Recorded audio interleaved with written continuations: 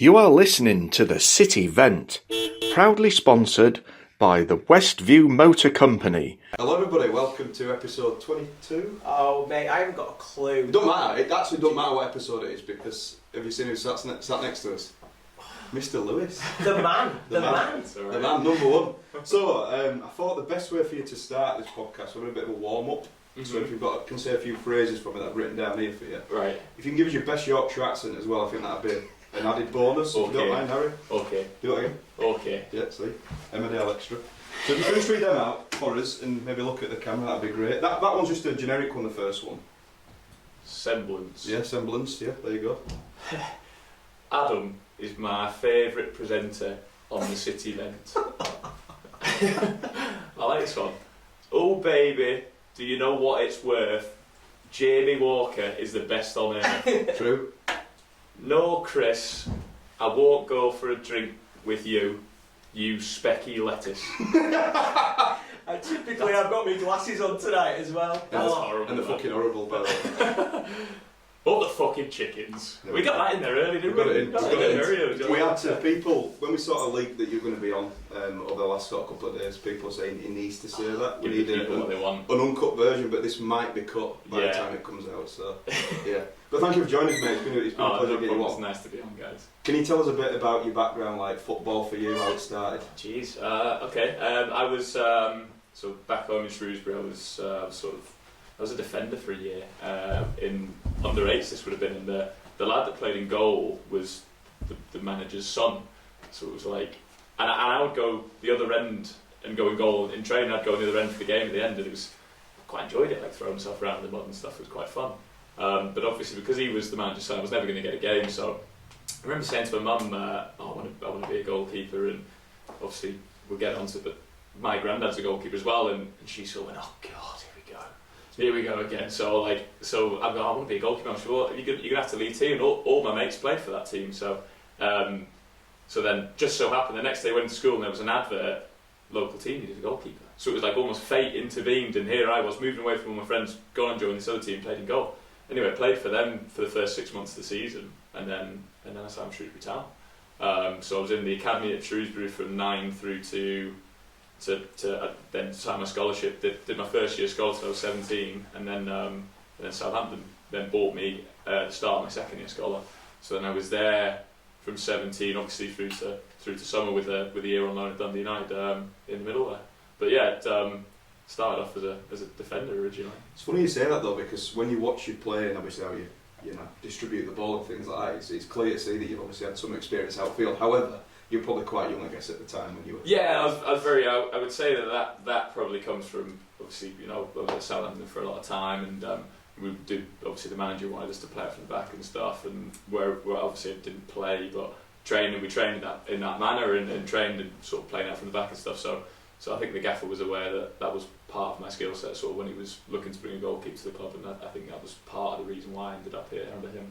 Yeah. So you obviously you mentioned that you were 17, came from the Shrewsbury team, had to move all the way down to Southampton. Now I used to live in Bournemouth, so I know how far away it is. How was that for you as a 17-year-old? Yeah, it was tough, and I'll be honest, I struggled a lot with kind of like imposter syndrome, I would say. I'd gone from my local team. I used to walk to training every day. I lived 10 minutes away from the stadium. I used to walk in every morning, and it was the best club ever. And my granddad's in the Hall of Fame there. It was proper, like that club means so much to my family. And then yeah, it all happened so fast. So I got a call on the Monday because I thought I was going to go to Derby County. I know they were watching them. Jason Piercy was their goalkeeper coach. Used to watch me a lot. But I got a call on the Monday. And my agent was like, "Oh, Southampton are interested. They're going to make a bid for you." Yeah, right, whatever. Like I've heard this one before. Like I'm not sure nothing will come of it. Anyway, Tuesday, he texted me. He went, Southampton's goalkeeper coach is going to give you a ring today. I was thinking, all right, okay, maybe this is gathering some legs. So sat in Costa with two of the other lads that played for Shrewsbury at the time, and phone goes and it's an unknown number. So I sort of take it.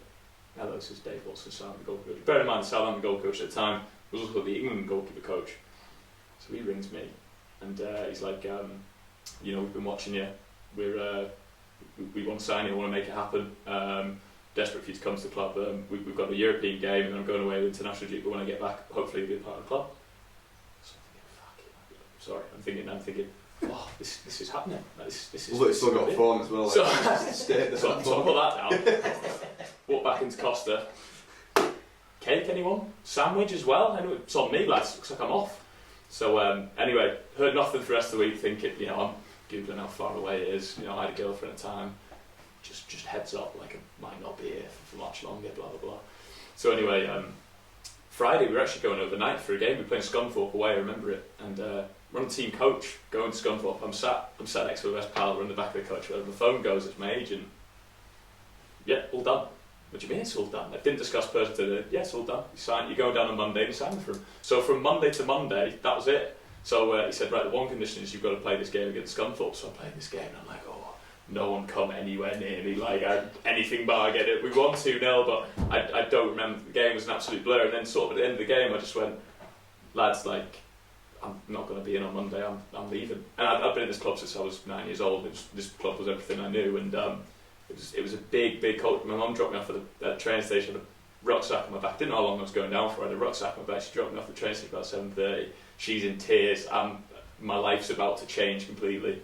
Got down there and signed, and yeah, that was it. But I was 17, and for a long time, like, I didn't really feel like I belonged. Like, I felt, I was playing under 18s football at Shrewsbury Town. I played the odd reserve game, but to go from there to then be in, I'm walking around the dressing room and Fraser Forster's over there, and James Ward-Prowse, Dusan Tadic, and that Southampton team, Victor Wanyama, Sadio Mane, and it was a really big team, and I was seeing these guys around the place, and in my head they were just characters on the TV screen, and that sounds really cliche, I know, but I felt like, what have I done to be here, really? So I didn't really feel like I belonged, and again, so that Saturday after, I played Scunthorpe Shrewsbury on Saturday, and Saturday after, I'm playing Chelsea away at Cobham. I think we got beat 3-1 or whatever, but it was just like, wow, my life changed really quickly. For someone who's 17 years old as well, that's crazy. I mean, obviously, you look at people who go to university, they're 18 and they still struggle with that. But for a 17-year-old to move that far away from home, that's crazy, right? Yeah, it was tough. I didn't get home very often. I'm very lucky I still speak to this day, but I got put into digs with a lovely Irish lady, Ros, her name, and she was amazing. I literally turned up at a doorstep. The guy kicked me out of the car. He'd give me a tour of the city, kicked me out of the car, right, this is where you're staying. Turned up at the door and she was like, oh, I didn't know you were staying there. And I was like, alright, okay. So I had this tiny little box room thing, my feet were borderline hanging out the edge. And she went, oh, you can stay for the week and we'll see how you feel. I ended up staying there for 18 months, I think. We just got on really well, because the other two lads that were living there, they would go home every weekend, but Shrewsbury was like a 3.5 hour drive from there, so I didn't go home very often. And it never really felt like home, Southampton. I had good times and bad times, but it never really felt like, I'd never really felt a sense of belonging really down there. And do you feel that now? Yeah, massively. Because everybody's bought into you, mate. Yeah, it's easy enough for me to say that, but I've been here, in the grand scheme of things, I've been here for 5 minutes, but it feels like I've been here forever. Like, I don't know, it's just the people have been so welcoming, and it helps when you're playing alright. Like, I think I'm playing alright at the minute. And certainly are. So that's helped me to settle in. And, yeah, but I think you've helped yourself, mate. I can't lie. I think the way that you've sort of bought into it, the way that you give your gloves to fans, and just how you are around the club, it's just so nice to see. I remember, so to cut a very, very long story short, I used to try and leave Southampton every transfer window. I'd be like, oh, Harry's at it again, he's in the gaffer's office saying he wants to leave, blah, blah, blah. And it was never kicking doors down, never kicking the screen or anything, but I wanted to go and play football, and I was desperate to go and play football. So it got to the point where I thought I was going to play. I didn't play, so I said, look, enough's enough, I've got to get out of here. So I remember in January, so this would be last January, I remember ratting around trying to find the club. It's really difficult as a goalkeeper to try and find the club. It's hard to find somewhere. So I remember I got a phone call early on in January, conference club want you to go there. I won't say who, but a conference club want you to go there. So I think, nah, I'm not playing the conference. Surely I can get better than that. Then it gets the last couple of days of the window, and my agent's like, I think you're going to have to take that. And I'm thinking, oh, God. So then I'm being from Shrewsbury, and my agent as well looks after him. I'm quite close with Joe Hart, who's one of my all-time heroes. So he said, my agent said, look, give Hart a ring, see what he says. So I rang him, I said, look, like, I've got this offer on the table, I really don't want to do it, but I've got no other option. And I remember what he said. He said, sometimes it's not about how good you are, it's about where you fit, especially as a goalkeeper. It's about where you fit in the league. Some teams have their goalkeeper sorted and it's done. But he said, wherever you go, you've got to go with 110%. You've got to go and give it everything you've got. You've got to immerse yourself in every single part of that club when you go there.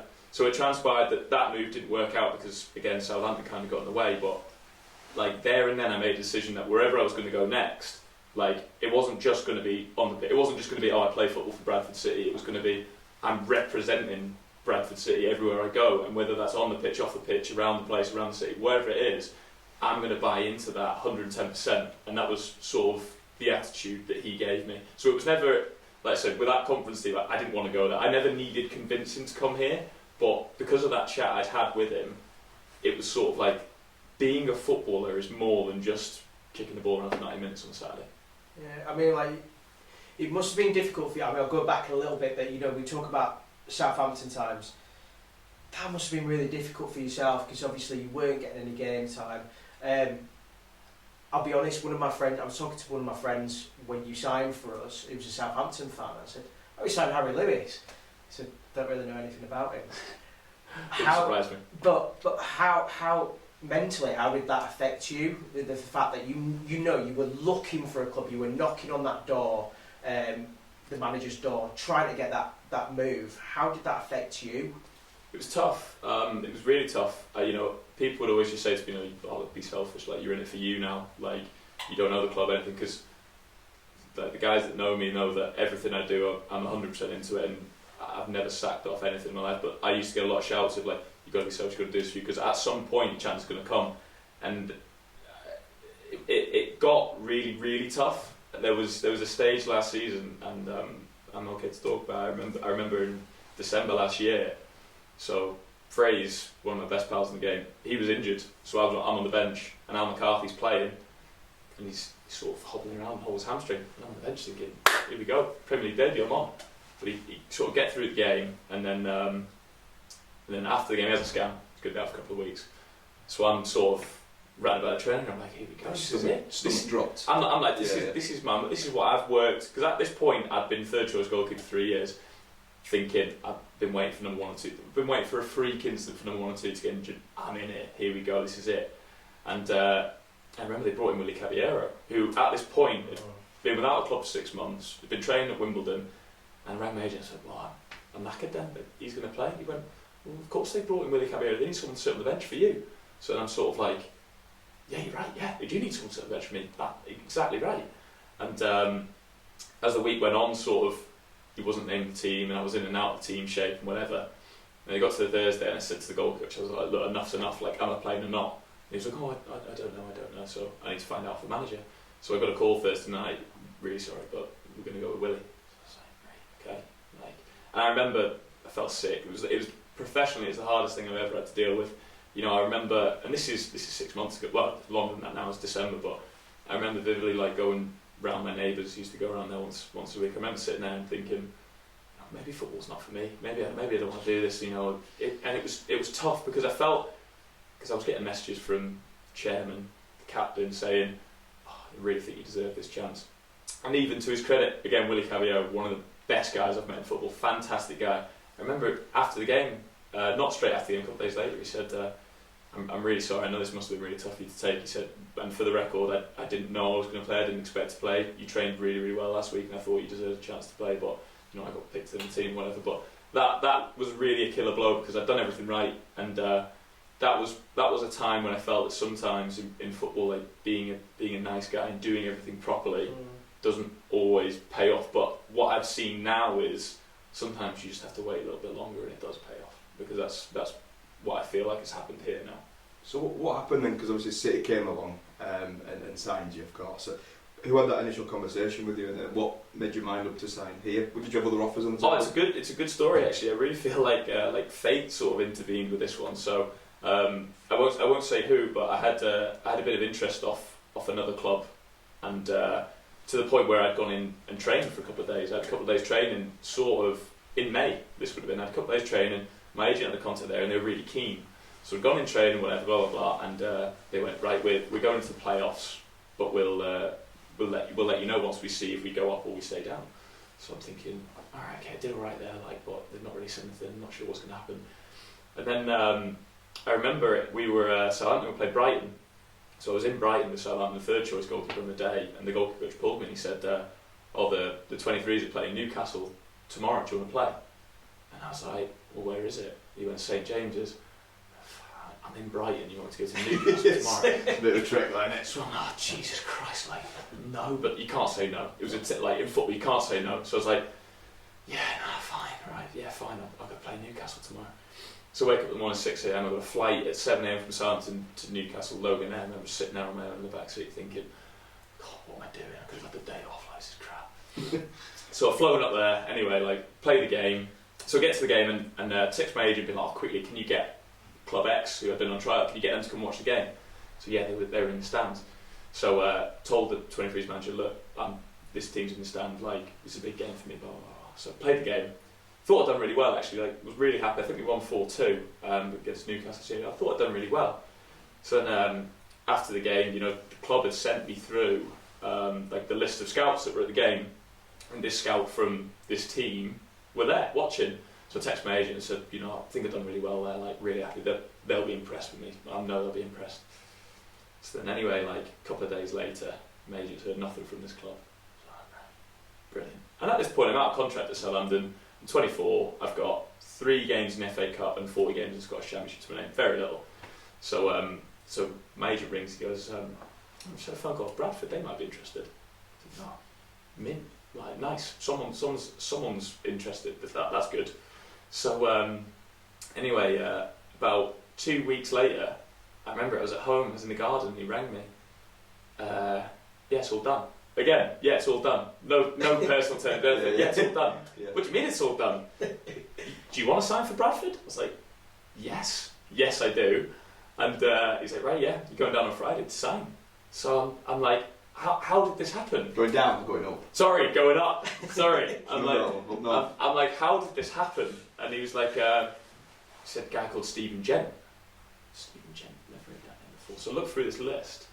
And at that point, Genty was still working for Middlesbrough. So when he watched me play, he was working for Middlesbrough, and then he happened to get this job a couple of weeks later. And he just so happened to speak to the gaffer, who obviously knew me from Southampton. Yeah. Put 2 and 2 together and got 4, and this sort of just materialised out of nowhere. But I was actually playing that game thinking I was trying to impress some other club, and then this guy who worked for a completely different club got a job here, and that's how it happened. Ended up coming here. It's interesting because what I will say about you is that when you signed on Twitter, everyone's like, Bradford fans are just sometimes toxic. Like, who is this guy? Oh. We want an experienced goalkeeper. With Richard O'Donnell went. We need somebody to come in that's experienced. Blah blah. And then the friendly Bradford Park Avenue. You rushed out. You remember? You remember? Yeah. Oh yeah, of course. Yeah. You rushed out, and everyone's thinking, "Oh my God, what have we signed?" But in fairness, you've been fantastic ever since. And we actually wanted to give you a bit of a welcome to Bradford if Declan could didn't do the honours. Oh wow. There's a bit of tweed in that basket. They're not all for you though. Oh, that's we didn't want class. you to feel like you're on your own. So there's a couple of bits in here. Oh yeah, I'll get these round the lads. Oh, that's class. No, they're just for you. Forget the lads. They didn't agree to come on here just yet. So these are all like Yorkshire products. And that one's, I thought you liked that one. Do you drive, don't you? Oh yeah. Yeah, so you might need that. Oh, class. It's a bit of a Yorkshire signs and stuff and what they mean. Oh. There you go. Now you've mastered your Yorkshire accent. Well, now I'm in. Yeah, I'm in. A flat cap So on. there you go, yeah. I'm in. Here we go. Get yours on as well. I might do a bit of Dick Van Dyke, mate, backwards. You going backwards? Yeah, a bit of Chitty Chitty Bang Bang. Yeah, of course I've seen it. Will I sing it? Will I sing it? Absolutely not. I will sing there you go. something. There you go. Like a proper grandad now. I've got a cardigan on, a flat cap. So yeah, we just wanted to give you a couple of bits, mate. Just to I welcome appreciate you. that. Have you heard of these? No. Them crisps. Seabrook. Made in Bradford, though. Made in Bradford? Yorkshire, Bradford, yeah. Ah, Mate, okay. you should have done because they are down south. They are. Yeah. They're everywhere, so Yeah. you should have done. But That's you go. Pale ale. Yeah, that's made in Keighley, that Landlord. The best performing beer in the world, I'll have you know. Okay. So you might not, are you a beer drinker? Oh yeah. Oh, there you go. Oh, yeah. They're Yorkshire mix, they're like If we went on Saturday, maybe. Yeah, well you could take a picture drinking it up the fucking chickens, you know. Okay. We'll Yeah. take it. I'm in. So there you go. I'm glad that you put that Well, on thank there. you very much. All Thank in. You're always all in, aren't you. you? I don't do anything by half measure. Love it. Absolutely love it. I think we'll go on to obviously now you've signed for City, gone through pre-season. I always remember, to be honest with you, I always remember your first interview for City, and I remember going, "This is incredible," because I thought you spoke so well, but you spoke so positively about the club, and I just thought, he's got something about him, this lad. I really hope it works for him. So you've signed for City. Very early. In fact, you were the first signing, I believe. Other than Leanne. Very early, wasn't it? I signed, and what was funny was I signed, and it was all announced dead quick, and Southampton was still playing, and I was still travelling to Southampton. So we signed. It was announced on the Monday. On the Tuesday, I'm pulling into St Mary's. We had Liverpool, and I'm pulling in, and fans are going, "Didn't you just leave?" And I was like, well, I'm not staying. I am going, but. Yeah. I have to be here. I don't want to be here, but I was like, I have to be here. So I was still sort of travelling with Southampton after having signed here, which was odd. But it got done so early, which is what I wanted as well, because I wanted to go into summer knowing that I had a job, because as well I was out of work, which was scary because I'd never been out of work. And at that time I was sort of out of work, and it was nice to have that sort of done and dusted. I could go and enjoy my summer and really just get my head around what I was going to do and where I was going to be. But I remember thinking, if I was a Bradford fan, I'd be thinking, who's that? Why have we signed a keeper that's played 3 games? And I remember thinking, when I was doing the interview, thinking, no, I'm just going to show you a bit of who I am. And I'd had the meeting with the gaffer when I signed, the day I signed. I said, we knew each other a bit. And I sort of said, like, what's the plan here? Where do we want to be? And he was like, oh, we don't want to be messing around in League Two. Perfect. I don't want to go to a club where I'm floating about mediocrity, happy with just drawing games, but I want to go to a club where the manager there is sitting there going, yeah, we're not here to mess about. Perfect. Whole, like, I didn't start doing the whole, like, yeah, we don't want to leave. Yeah, we're going up. And straight away, that was me, that was my attitude. There was no two ways about it. There was no, we'll try and see if we can make playoffs. No, if I'm here and I'm playing, let's go and automatically go up. And that was it. Absolutely love it. Love it. Just the way he speaks, mate. I know, making me emotional. Well, I can't concentrate on this out. Do you want me to list it off? No, don't. Please don't. I mean, look at the moustache and the hair. It looks like he's lived in Yorkshire for about 40 years. But, I want it like instant. Oh God, okay. First one. Best mate in the squad. Youngie. Worst trainer. Banksy. Oh God. Sorry, Banksy. I wasn't expecting that. Worst hairstyle. Banksy. Worst dress sense. Oh, it's got to be quick. Oh, that's hard. Is it a few? They're all bad. Yeah, you can name 2 or 3. I'm gonna go with Hendo, and I don't mind it because he's simple like me. But yeah, just another guy. I'd probably say me, to be fair. No, today. But yeah, probably Hendo. Right. Harsh one. Love it. Favourite Harry Potter character? Come on, this has got to be quick. Ron. Ron. Yes, good answer. Who's got the best looking partner in the squad? No comment. Youngie. Exclusive, thank you. I should have said me. She's going to kill me.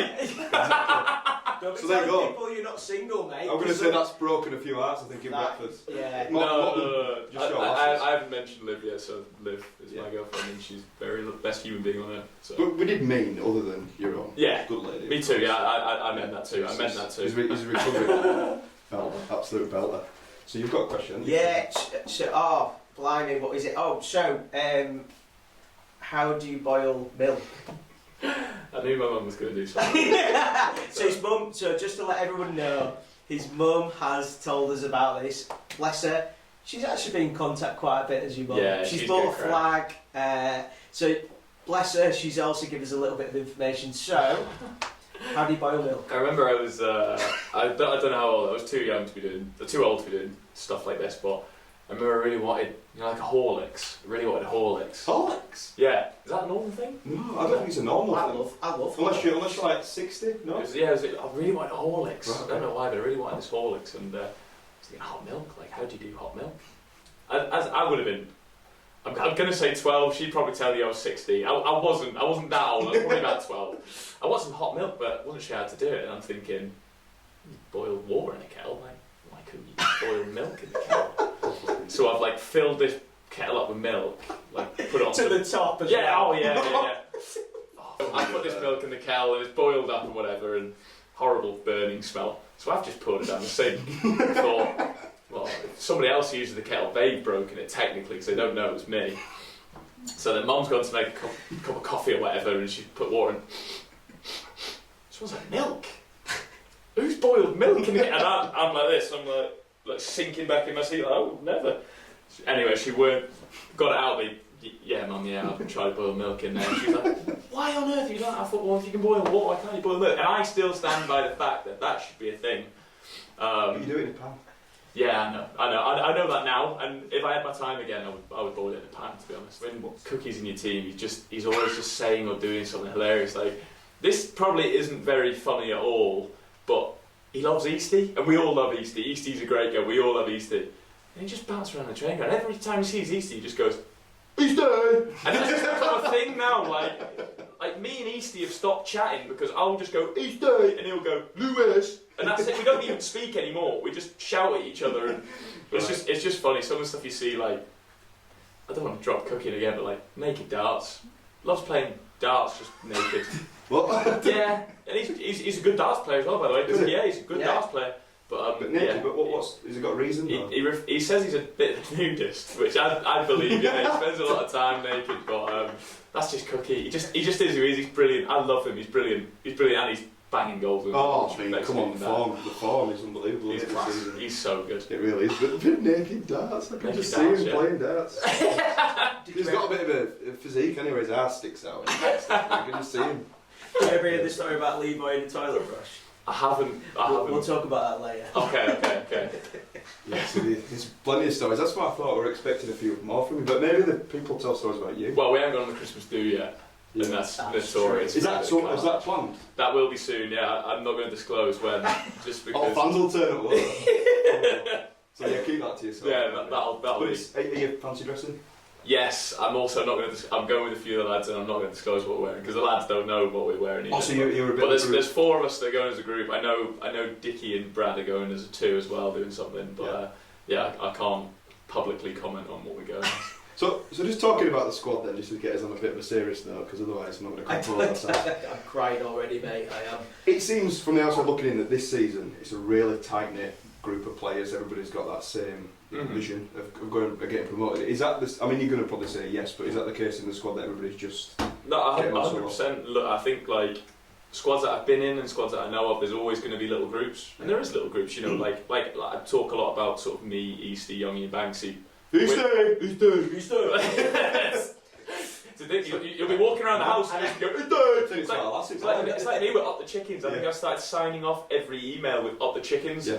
But anyway, like I said, so there's us four, like, and we're like young lads, not living at home, on our own, no kids, that sort of stuff. So we've become a bit of a group, and like, we'll go out for dinner and stuff like that, and look after each other really, because I think that's really important. Like I say, I'm away from home; these lads are away from home. It's important that you've got like actual friends that you can go and spend time with. But we are all also a big team. Like I say, we're all pulling in the same direction. We all want the same thing, and you know, only 11 players can play, which is tough. Yeah. But as a squad, we all recognise that because of the numbers and because of the quality that we have in the dressing room and out on the training pitch and stuff like that, to be one of those players that's starting on a Saturday, you've got to have done something very, very right. To even make the bench, you know, Youngie struggled to make the bench, and he is, you know, he's second top goal scorer. He's been absolutely fantastic this season. But that just goes to show how high the quality is in the squad this year, and that's the tough thing, and that's where the gaffer does a good job. He's got to try and keep everybody happy, and that's not easy. It's a good headache to have, isn't it? Look, you've got Jamie Walker coming back.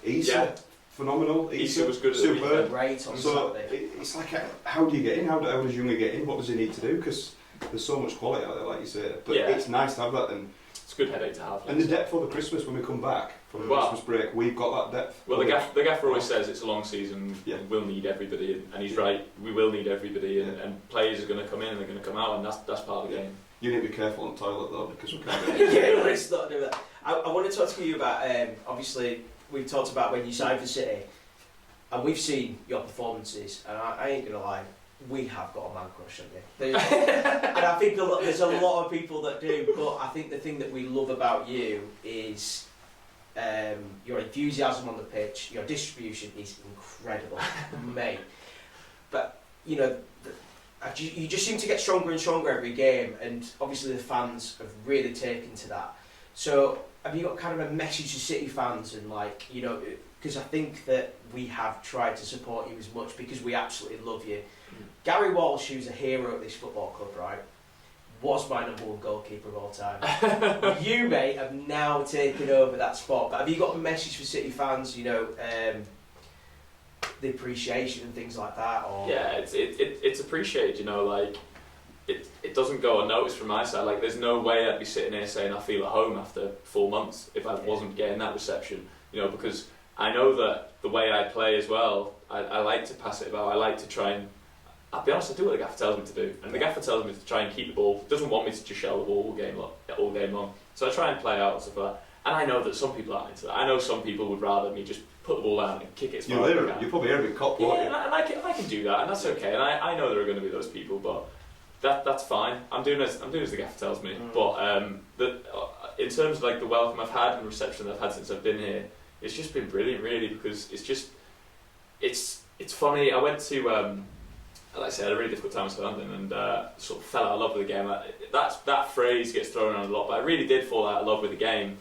But then now, like, I went to the Etihad last week with my brother. Like, we used to go as kids to go and watch Man City. We were raised as City fans as kids, and I went to the Etihad last week with my brother, and we've been a couple of times, and I've remembered what loving football is about, and like I remember what it felt like to be in the stand, to be genuinely buzzing, and to love those 11 idiots running about wearing your badge on a Saturday. I've remembered what that's like.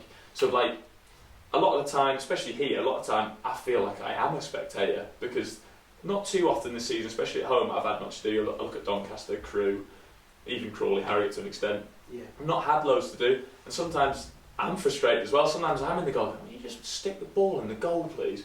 But it's not easy. It's not as easy as that. But that's one thing that the relationship I have with the fans and the fans in general have given me, is reminded me what it feels like to be in love with football again. And it's wouldn't trade it for. I've said it a few times. It's the best job in the world I've got right now. You can see it though, the way that you join in with songs, you're pumping your chest and stuff, and we're all there in crowd out thinking this guy, aren't we? yeah, absolutely. Every time, mate. And talking about the crowd, I just want to bring your mum up again, not in a weird way. Hang on, yeah. Your Steady. mum, no, wouldn't dare say that to her Liz, would you? No, I just want to say that, I mean, she just follows you everywhere, doesn't she? So she, we waited. I say we. I waited a long time to be a number one at a football club. I know she did too. You know, she's so proud of everything that I do and everything that I've done, and she's waited a long time for me to get this opportunity. She's seen me really struggle with football. She's seen me, like I say, fall out of love with football and find football really tough and go through some difficult times with it. So then, for her to see me now, sort of in this state, having the fun that I'm having, loving the game the way I'm loving it, it's such a big family thing for me. And you know, she asked me for a shirt when the goalkeeper shirts came out. She asked me for a shirt with my name on the back. So I remember I asked Robbie, I said, "Oh, can you sort it out and can you take it up there and whatever, and give it to the players and she can wear it." And he took it up, but he must have given it to Paige behind the bar, because my mum didn't have it. And I was like, "Oh, Mum, where's your shirt? I've paid for it, blah, blah, blah." Oh, I don't know, it must not be sorted, whatever. Anyway, I went to go see Paige at the bar, and she had it behind the bar. So she gave me this shirt. Right, okay, so I handed it up. "Mum, is that shirt you wanted?" She burst into tears. She just burst into tears, like. Yeah. And I was like, "What is it, Mum? What is it?" She took it out, wrapped it, had like Lewis number 1 on the back, and she was giving me this like big hug, and she was like, I just waited so long for this, like for you, but it's just such a good feeling." And Yeah. to see her like that and follow me around and be in the way and stuff like that, it's really cool. It's funny because she messaged us and she said, "Oh, I think it might have been yourself, but she's got the most miles on the app, hasn't she, for a City fan, because she comes home games." She's really proud of it. She's kind of like incognito on that fan hub app, and she'll pick the team every week. She won't ask me. There's no spoilers for me, but she'll pick the team every week. Yeah. She's logging them out. She was gutted because she went to Grimsby and she forgot to log her miles or something. It was the end of the world. No. She must have told me about 10 times, and I was like, "All right, Mum," but. Yeah, she's actually travelled the most miles ever, which is That's mad, isn't it? incredible, really. Johnny Brayson will be fuming. I know he will be, yeah. So, rest of your family, do they follow you as well? Yeah, what's actually been really nice too. So my little brother, my best mate in the whole world, he lives in Manchester. So he's been through to every game. You know, he was at BPA, he was at Barrow away. He's been to everything. Yeah. You know, he's the biggest Bradford fan going, and he loves it. But I don't see my dad too often. My big brother as well. My big brother lives in Swindon. I don't see my dad too often, and you know, he's actually coming again on Saturday. But he's been to 2 or 3 games, which is probably the most I've seen him in the last sort of 4 or 5 sort of years. So as silly as this might sound, but me playing football for Bradford City Football Club has like brought my family together in a way that I didn't really see coming, to be honest. But that's been really nice. Yeah, it's made me feel quite proud because my big brother, my mum was telling me she was sat with him. This would have been what game was this? Maybe the Crew game, maybe something like that. And mum said she was sat next to Jack, and Jack was sat there like this, like stone faced, and I was like, "Are you alright?" Like he was like, "Yeah, fine." And then it gets to half time, mum's like, are you not enjoying this? And Jack was just like, I've just never seen him play before. He was like, it's horrible. It's horrible. And Liv was the same. My girlfriend Liv, she works on super yachts and stuff like that, so she's away 3 months and back for a month. Below deck. Yeah, that's a lot of glamour, I guess. So it's not quite as glamorous as that, but she that's what she does. So she's away for a few months and she's home for a month. So she's home December 1st, can't wait. But she got a week off randomly, and she managed to come to Tranmere away, a Stevenage at home. She's got 100% win record, so can't wait for her to get back. We need her back. And she was in the away end at Tranmere. It was the first time she'd ever watched me play. She used to watch football as a kid, which was the first time she ever watched me play. And she was just like, I don't think I breathe for 90 minutes. It's the most horrible thing in the world, especially in the away end when you're that tight and stuff like that. It's horrible. Like my family, they love it, but they hate it. You know, I don't know if you ever look up on the second stand and you'll see a middle-aged woman pacing along the stand like this, like this. My little brother will be like this. Like they love it, but they hate it because it's nerve-wracking, isn't it? I want to ask you about. So I know you go watch the women's game quite a bit, don't you? Mm-hmm. So what kind of made you want to get involved with that? It was actually somebody in one of the lounges. They said I was walking up to go and see my mum, and she was her daughter was involved with the women's team or something like that. She said, we don't get many people come to the games and stuff like that. I thought that's a real shame, that, because you saw with the Lionesses in the summer, like women's football's kicking on right now, and I wasn't really aware that we had a women's team at that point. And it's at BPA again, live on my own. Mrs. works away. Better way to spend my Sunday afternoon and go and watch some soccer. So I don't know. I'm sure that sometimes they come watch us play. Like when I go and watch other people play, like if the lads aren't playing in a friendly or something, or it's a young team or whatever, I always think like, they have to sit through watching me play for 90 minutes. The least I can do is go and watch them. So no, it was nice to support. You know, I don't really like. I go and try and keep my head down this sort of thing because I know it's going to be like. It's not about Harry Lewis is at this game. I don't want it to be like that. So I sort of. I've always got a hat on. And to be fair, mate, I've got to say, because I was at BPA and I said I thought you were going to be there. And I couldn't find you. Went, because I was with one of my friends. He went, and Harry said he was there. Yeah. So you must properly do it because I was looking everywhere for you. Well, it was like that time when I went to go and see the Batley Bulldogs. Bradford Bulls play. Batley Bulldogs. God, Jesus, cut that. I went to go see the Bradford Bulls play, and I remember obviously we'd been out there before. I was hanging, and I needed some fresh air. And I don't live too far away from the stadium, but I went and I had like a cap on. I was like stood. I was leaning. I didn't even sit down. I was leaning against the stand. I thought, I don't want anyone to see me today. And Lewis texted me and he was like, big Bulls fan, are you? And I was like, what do you mean? I was like, are you here? And he was like, yeah. And he was having me on anyway. And then he sent me this picture that one of the photographers had seen me there. I thought, oh no. And then he was like, do you mind if I didn't host it? I was like, yeah, but I'm severely hungover. So obviously that ended up doing the rounds. But I just figured like. Rugby league's a big thing up here, isn't it? And when in Rome, do the Romans do. Was that the first experience of rugby league? Yeah, it was. And Bradford Bulls weren't great, but I'm sure. From what I hear, this season is going to be miles better. Well, this season they're going to be playing against Keighley Cougars, which is in the BD Plus. But we don't talk about rugby league, do we? We don't. But no, okay. You can go to a game if you want. Yeah, I'm there. Yeah. I did want to ask you about Mamma Mia though. So you know, is it something you watch to cheer you up a little bit? You know, is it something you watch often now? Or? Well, like I said, me and Young we're good pals, and he asked me about my missus working away, and his missus works away quite a lot because of Mamma Mia. It's a touring show. I know you're thinking of his missus, but I only meant the film. Oh God! I'm kidding. I just dropped myself in it. No, you're kidding. No, so she'll work away. So she's in Belfast at the moment. She's there for a couple of weeks now. So we've been both talking about our girlfriends are away and stuff. And we found a bit of common ground and sort of that sort of side of things. I remember just being like, I'd love to go see her in the show because I like going to see shows. I'm a big fan of like West End theatre and all that sort of stuff. I've been to a few shows, and he was like, yeah, I can sort of have tickets. I thought, all right, cool. And then just so happened that she was in Sheffield like after the Harrogate game, and obviously we'd been beat. I was really, really pissed off, and he had 2 tickets. So he was like, "Oh, do you want to go through and watch it?" I was like, "Oh yeah, Christ, yeah, that sounds good."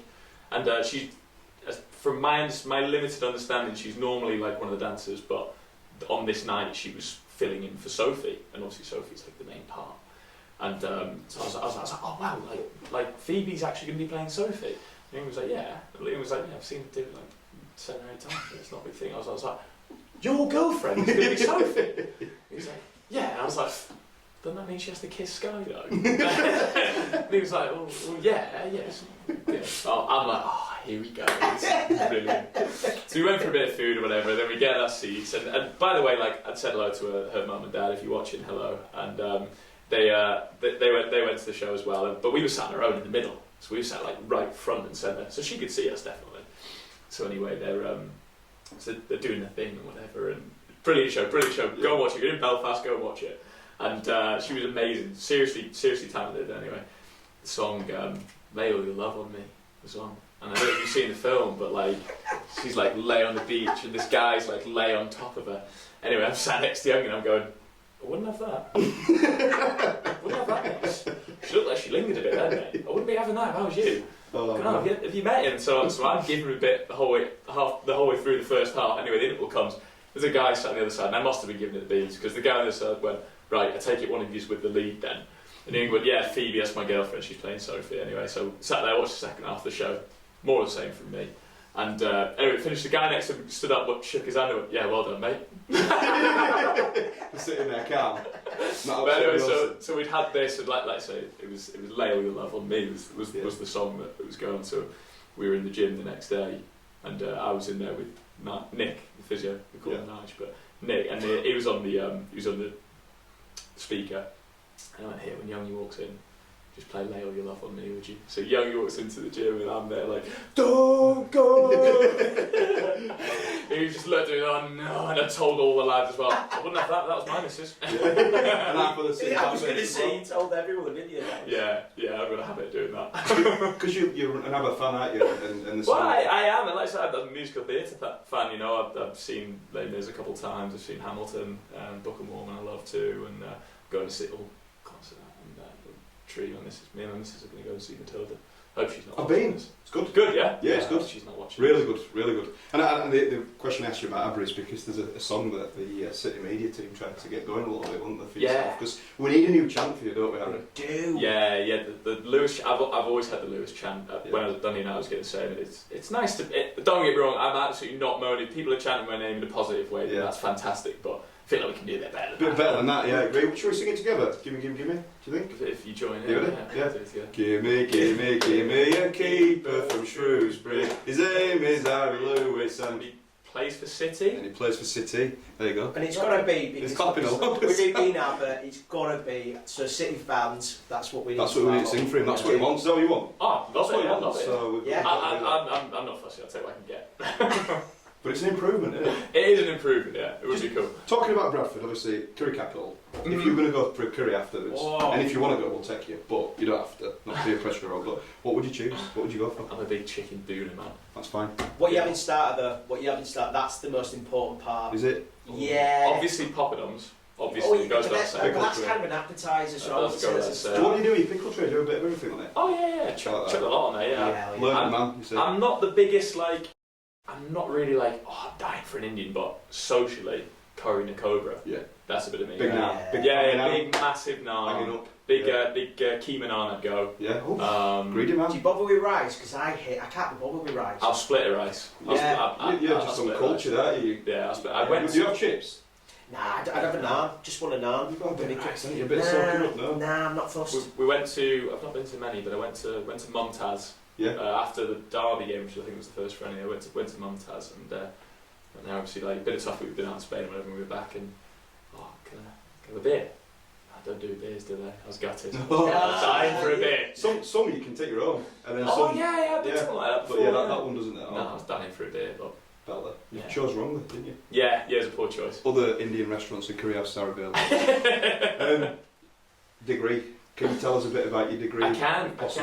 So I had my first year as a professional, and turns out that being a football is really boring. I don't know if you people Wow. think that. I don't know if people think it's rock and roll. Yeah, But- definitely I would. You get in, and I get in early, which is 9 o'clock, which is not early, but I get in early. Is that what time you start? 9 o'clock, is it? Well, you don't have to be in until 10, but I get in about 9 because me and What are you Yogi. If you ever watch Sky Sports News in the morning, right? They do a mystery player. I don't know if you've ever seen it, Yes. but you get 3 Yes. really obscure clues, and you've got to guess who the player is. Yeah. And it's become the highlight of my day. But me and Youngie will sit there. I remember once Youngie got, who did he get? The clues were, been in a Disney film, and he's big mates with Prince William. Youngie went, John Carew. I went, shut up, it's John Carew.